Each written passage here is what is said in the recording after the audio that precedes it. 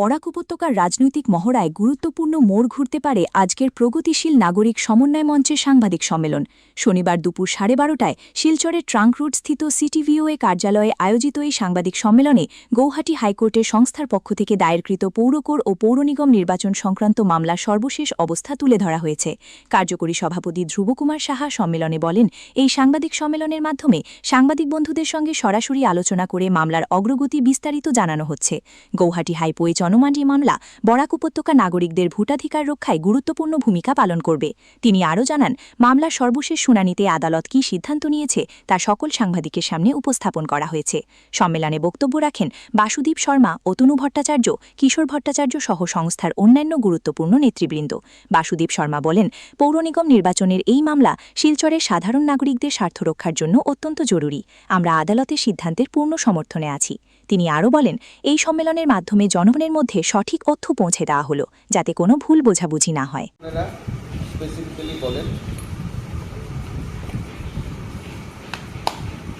The respondent states and submits that it would require at least 2 to 3 months time to complete 3 মাস এর মধ্যে তারা 2 থেকে 3 মাসের মধ্যে তারা কমপ্লিট করতে পারবে এবং বিস্তৃতভাবে তারা বলেছেন লিখিতভাবে যে আমরা 2 থেকে 3 মাসের মধ্যে ইলেকশনটা করব। সেটা সরকারেরও হলফনামা এবং স্টেট ইলেকশন কমিশনেরও হলফনামা। এই দুইটা হলফনামার পরিপ্রেক্ষিতে গত 29/4/2026 তারিখে এই 6635/2025 রিট পিটিশনে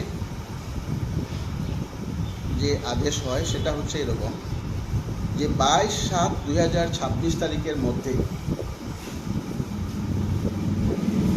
স্টেট ইলেকশন কমিশনকে এবং সরকারকে তাদের নিজস্ব স্ট্যান্ড অনুযায়ী ইলেকশন সম্পন্ন করতে হবে। কার্যকরী সভাপতি বক্তব্য আপনারা শুনেছেন।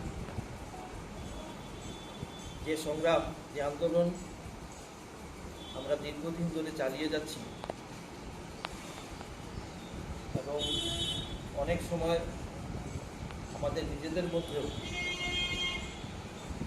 বিচার ব্যবস্থা যে ব্যবস্থা সেইটার প্রতি অনেক সময় আমাদের মধ্যেও হতাশা এসছে,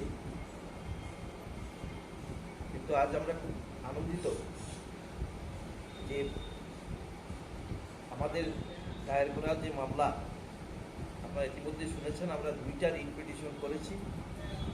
একটা কর সংক্রান্ত, বর্ধিত কর সংক্রান্ত, আরেকটা হচ্ছে যে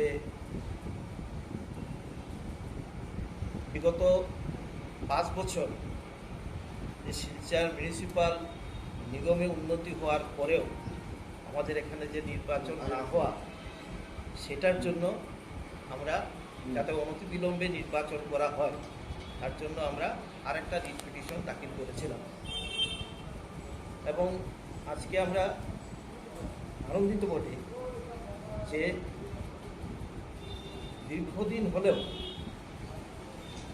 একটা কথা আছে যে বিচার দেরি হলেও বিচার পাওয়া যায়, সেটার প্রত্যক্ষ প্রমাণ হচ্ছে যে আগামী 2 মাসের মধ্যে, অর্থাৎ জুলাইয়ের মধ্যে, 22 জুলাইয়ের মধ্যে সরকার এবং ইলেকশন কমিশন শিলচর মিউনিসিপাল কর্পোরেশনের ইলেকশন করানোর যে আদেশ, সেই আদেশ যে আমরা পেয়েছি সেটাকে আমাদের একটা নৈতিক জয় বলে আমি মনে করছি।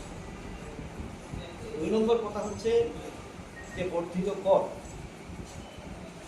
বর্ধিত কর নিয়ে আমরা অনেক সময়ই অনেকের প্রশ্নের মুখোমুখি হয়েছি। বিগত দিনে অনেকেই আমাদেরকে টেলিফোন করেছেন, কেউ আমাদের সঙ্গে দেখা হলে জিজ্ঞেস করেছেন যে আপনারা যে কেস করেছেন সেইটার অবস্থা কী, সেটার স্ট্যাটাসটা কী।